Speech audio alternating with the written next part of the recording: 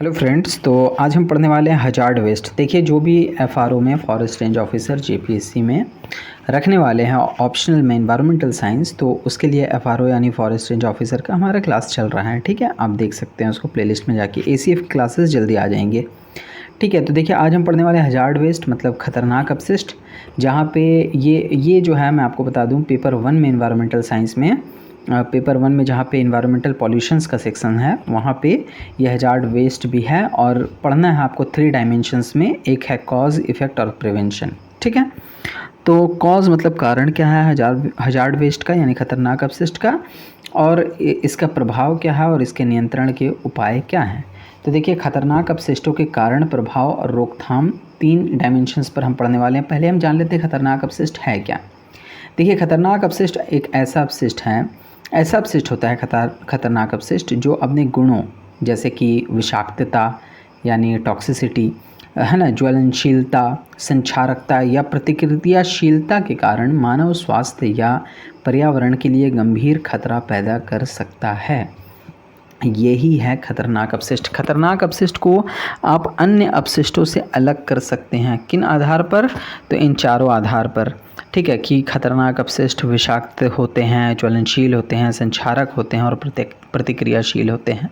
ठीक है, देखिए अपशिष्ट बहुत तरीके के होते हैं, जैसे ठोस अपशिष्ट भी होते हैं, नॉर्मल अपशिष्ट जो भी हैं जैसे प्लास्टिक, कूड़ा कचरा, ये वो भी अपशिष्ट हैं, लेकिन खतरनाक तो नहीं है। लेकिन कुछ अपशिष्ट अपने कुछ खास गुणों के कारण बहुत खतरनाक हो जाते हैं। जैसे कि कोई अपशिष्ट बहुत जहरीला हो, बहुत ज़्यादा ज्वलनशील हो, बहुत ज़्यादा संक्षारक हो या बहुत ज़्यादा प्रतिक्रियाशील हो, इन चारों में से। तो इसके कारण ये मानव स्वास्थ्य या पर्यावरण के लिए गंभीर खतरा पैदा कर सकते हैं। इन्हें ही खतरनाक अपशिष्ट कहते हैं। आप इन शॉर्ट ऐसे इसको समझ सकते हैं। ठीक है, यह अपशिष्ट ठोस, तरल या गैसीय किसी भी रूप में हो सकता है। यह जो खतरनाक अपशिष्ट है ये किसी भी रूप में हो सकता है, सॉलिड, लिक्विड और गैस फॉर्म में। इसे सामान्य कचरे के साथ नहीं मिलाया जाता है। इनके निपटान के लिए विशेष और सुरक्षित प्रक्रिया की आवश्यकता होती है।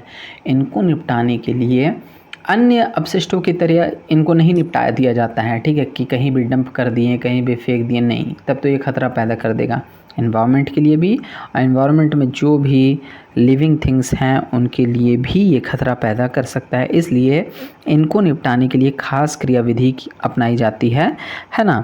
विशेष रूप से सुरक्षित प्रक्रियाओं की इसमें आवश्यकता होती है। अब देखिए खतरनाक अपशिष्टों की विशेषताएं क्या क्या हैं। तो पहली विशेषता जैसे कि मैंने बताया कि टॉक्सिसिटी, ऐसे अपशिष्ट सांस लेने, खाने या मनुष्यों व जानवरों के लिए जहरीले हो सकते हैं। दूसरा कि ये ज्वलनशील होते हैं, ऐसे अपशिष्ट जो आसानी से जल जाए, आसानी से आग पकड़ ले। संक्षारक, ऐसे अपशिष्ट जो दूसरी चीज़ को जो है समाप्त कर सकते हैं, पदार्थों को नष्ट कर सकते हैं, जैसे एसिड वगैरह, है ना, संक्षारक। प्रतिक्रियाशीलता जिसमें हो, ऐसे अपशिष्ट जो अस्थिर होते हैं या विस्फोट कर सकते हैं या जिन अपशिष्टों से विकिरण निकल रहे हो, जैसे रेडियो एक्टिव वेस्ट भी इसमें आ जाता है। ठीक है, इन गुणों के कारण खतरनाक अपशिष्ट का अनुचित प्रबंधन गंभीर बीमारियों, मृदा, जल एवं पारिस्थितिक तंत्र को नुकसान पहुंचा सकता है। भारत में खतरनाक अपशिष्ट प्रबंधन खतरनाक और अन्य अपशिष्ट नियम 2016 के तहत नियंत्रित होता है। भारत में जो खतरनाक अपशिष्ट का प्रबंधन होता है वो इसी नियम के तहत होता है, 2016 के इस नियम के तहत। ठीक है, अब देखिए खतरनाक अपशिष्ट का स्रोत क्या क्या है। तो बहुत सारे स्रोत हैं, जैसे इलेक्ट्रॉनिक कचरा में, पुराने गैजेट, टीवी में जहाँ पे लेड हो गया और पारा हो गया, है ना, देख रहे हैं आप। इन सब चीज़ों जैसे अब लेड, पारा हेवी मेटल टॉक्सिसिटी के लिए जाना जाता है ना। इसके साथ औद्योगिक अपशिष्ट भी है जिसमें भारी धातुएं, विषैले रसायन और पॉइंट्स आते हैं।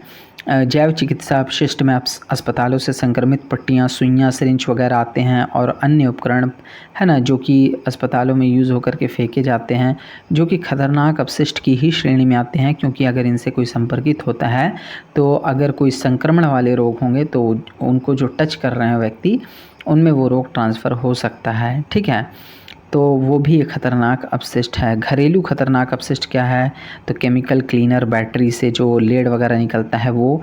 रेडियोधर्मी अपशिष्ट कौन सा है, तो परमाणु ऊर्जा संयंत्र व अनुसंधान प्रयोगशाला से निकला नाभिकीय अपशिष्ट रेडियोधर्मी खतरनाक अपशिष्ट है। कृषि रसायनों में कीटनाशक, उर्वरक, ये सब क्या है, खतरनाक अपशिष्ट ही है। पेस्टिसाइड का बहुत खतरनाक जो है रोल है। पेस्टिसाइड के बारे में हम पढ़ेंगे ही, चूँकि आपका पेपर 2 में, और इनफैक्ट मैं शायद इसको पढ़ाया भी हूँ कि health hazard in agricultural pest control, है ना, जो कीटनाशक है, कृषि कीट नियंत्रक हैं, उससे स्वास्थ्य संबंधी क्या क्या खतरे होते हैं। तो ये कीटनाशक जो है ये भी खतरनाक अपशिष्ट की श्रेणी में आता है।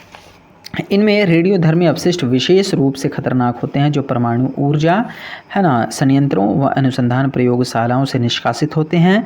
ये हज़ारों सालों तक जीवित प्राणियों के लिए घातक हो सकते हैं। सुरक्षा के लिए इनका विशेष भंडारण आवश्यक होता है। जादूगोड़ा से नाभिकीय जो अपशिष्ट निकलता है ना झारखंड में, तो वो वहाँ के मवेशियों के लिए ऐसे डंप कर दिया जा रहा है, वो उसका उचित निपटान नहीं किया जा रहा है, उचित तौर से निपटान उसका नहीं हो रहा है। तो क्या हो रहा है, यहाँ वहाँ डंप कर देने से वहाँ से रेज़ निकलती हैं, है ना, जिसको खेतों में वो जाके मिल रहा है, जहाँ गायें वहाँ जा कर के चरती हैं तो उनके मुंह जो है ना वो गल जा रहे हैं वही रेडिएशन से। वो आप देख सकते हैं, बुद्धा वीप्स इन जादूगोड़ा एक पिक्चर है यूट्यूब में, वो जादूगोड़ा के खान के बारे में, तो वो भी एक खतरनाक अपशिष्ट है ना। इनकी कारणों की हम विस्तृत व्याख्या करें, चूँकि आपसे कारण, प्रभाव और नियंत्रण के डायमेंशंस में ही क्वेश्चन पूछा जा सकता है। तो देखिए, औद्योगिक गतिविधियाँ, मैंने नोट्स बहुत ही थोड़ा सा बल्कि नोट्स है, ठीक है, तो आप नोट्स के लिए देखिए मैं नोट्स कंप्लीट कर दिया हूँ, पीडीएफ में भी कन्वर्सन का काम कंप्लीट हो गया। और आप हमें कांटेक्ट भी कर सकते हैं, नंबर हमने दे रखा है, नंबर 8863098419 है। आप कांटेक्ट करके इसे परचेस कर सकते हैं, एक नॉमिनल चार्ज पे, बहुत ज़्यादा रेट हाई फाई नहीं है।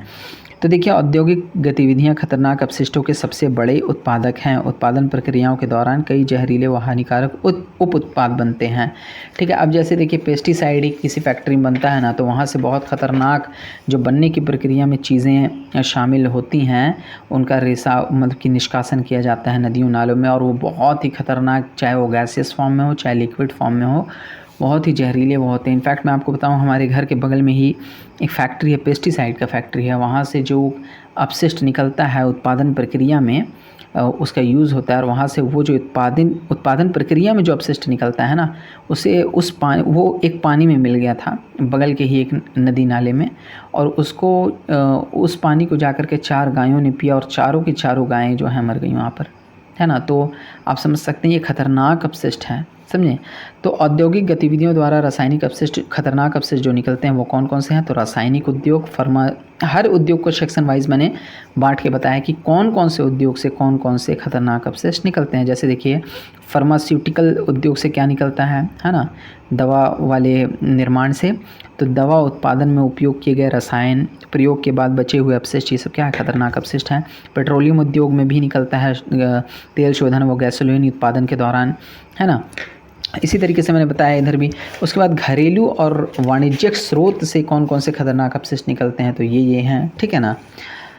कृषि गतिविधियों से कीटनाशक और उर्वरक, पशुधन, है ना। चिकित्सा अपशिष्ट कौन कौन से हैं, तो बायोमेडिकल वेस्ट जो हॉस्पिटल से निकलते हैं, सुइयाँ, सिरिंज, बैंडेज, है ना। रेडियो एक्टिव वेस्ट जो कि चिकित्सा पद्धति में इस्तेमाल होते हैं, कैंसर थेरेपी वगैरह में जो रेडियो एक्टिव पदार्थ इस्तेमाल होते हैं, उसके बाद वो जो अपशिष्ट बन के निकलते हैं वो भी खतरनाक अपशिष्ट हैं। रासायनिक अपशिष्ट है, प्रयोगशाला में प्रयुक्त रसायन, सॉल्वेंट्स, है ना। तो विस्तार से यहाँ पे मैं यहाँ पे आपको दिखाया हूँ कि कौन कौन से खतरनाक अपशिष्ट हैं, इनका स्रोत क्या क्या है। जैसे जीवाश्म ईंधन व ऊर्जा उत्पादन में कौन कौन से खतरनाक अपशिष्ट बनते हैं, खतरनाक अपशिष्टों का प्रभाव क्या है। तो अब देखिए, कारण खत्म हो गया, प्रभाव चालू हुआ है, ठीक है। तो इसका प्रभाव एक तो स्वास्थ्य, 2 डायमेंशन में हम देख रहे हैं, एक स्वास्थ्य संबंधी प्रभाव और पर्यावरणीय प्रभाव, और इसको भी दोनों सेक्शंस को मैंने बहुत ही विस्तार से बताया है, ठीक है। क्लास बहुत लंबा हो जाएगा। आप देख सकते हैं मानव स्वास्थ्य संबंधी जो प्रभाव हैं उसको बहुत विस्तार से मैंने बताने की कोशिश की है। जैसे श्वसन संबंधी समस्याएं क्या हो सकती हैं खतरनाक अपशिष्टों के कारण, त्वचा व आँखों से संबंधी, तंत्रिका तंत्र से संबंधित विकार आ सकते हैं इन खतरनाक अपशिष्टों से रिलेटेड, कैंसर हो सकता है, प्रजनन संबंधी समस्याएँ हो सकती हैं, और आनुवंशिक विकार आ सकता है। पर्यावरणीय प्रभाव कौन कौन से हैं, तो इससे जल प्रदूषण होता है, मृदा प्रदूषित होता है, वायु प्रदूषित होता है, जैव विविधता को नुकसान होता है और आवासों का भी नुकसान होता है। तो ये सारी चीज़ों को फिर मैंने विस्तार से यहाँ पे बताया है। और अंत में इसके रोकथाम के क्या उपाय हैं, तो इस रोकथाम के उपाय को भी मैंने बताने का कोशिश किया है, लिखा है मैंने। क्या है इसको रोकने के उपाय, तो खतरनाक अपशिष्ट प्रबंधन, खतरनाक अपशिष्टों को रोकने का उपाय है। इस प्रबंधन में क्या क्या आता है, खतरनाक अपशिष्टों की पहचान, उसका पृथक्करण और भंडारण, संग्रह व परिवहन, अपशिष्ट उपचार और अंतिम रूप से निपटान। उन सारे प्रोसेस को मैंने यहाँ पॉइंट वाइज बताया है। तो आप जो है, और इस खतरनाक अपशिष्ट से रिलेटेड एक बेसल समझौता है। ये सब आप जब अपने आंसर में वैल्यू एडिशन है, ये सब चीज़ समझी ना, जब आप ये सब चीज़ों को शामिल कर देंगे तो आपका आंसर एक बहुत ही बेहतर आंसर हो जाएगा। देखिए, अंतर्राष्ट्रीय स्तर पर खतरनाक अपशिष्टों पर नियंत्रण के लिए एक समझौता महत्वपूर्ण है जिसका नाम है बेसल समझौता। अंतर्राष्ट्रीय स्तर पर खतरनाक अपशिष्ट को कैसे प्रिवेंट किया जाए उसके लिए एक समझौता किया गया जिसका क्या नाम है, बेसल समझौता। ठीक है ना।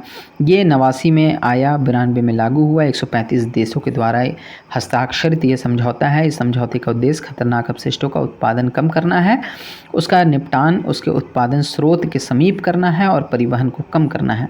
समझौते के अनुसार खतरनाक अपशिष्टों का परिवहन तभी हो सकता है जब निर्यातक राष्ट्र द्वारा आयातक राष्ट्र व परिवहन मार्गों पर स्थित राष्ट्रों के समर्थ अधिकारियों से लिखित पूर्व सहमति प्राप्त कर ली गई हो।